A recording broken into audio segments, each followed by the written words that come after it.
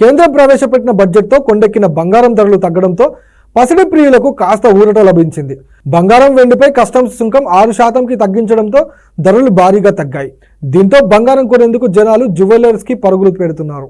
గతంలో వరుసగా పెరుగుతూ వచ్చిన బంగారం ధరలు ఇటీవల కేంద్రం ప్రవేశపెట్టిన బడ్జెట్తో బంగారం వెండి ధరలు కొండదిగాయి. దీంతో పసిడి ప్రియులు ఎక్కువ మొత్తంలో బంగారం కొనుగోలు చేసేందుకు ఆసక్తి చూపుతున్నారు. ఈ క్రమంలో అంతర్జాతీయంగా జరుగుతున్న పరిణామాలలో బంగారం వెండి ధరలు ఇవాళ మరోసారి స్వల్పంగా పెరిగాయి. 24 క్యారెట్ల 10 గ్రాముల బంగారం 69,310 రూపాయలు ఉండగా 22 క్యారెట్ల గోల్డ్ 63,490గా ఉంది. కిలో వెండి ధర 86,600గా ఉంది.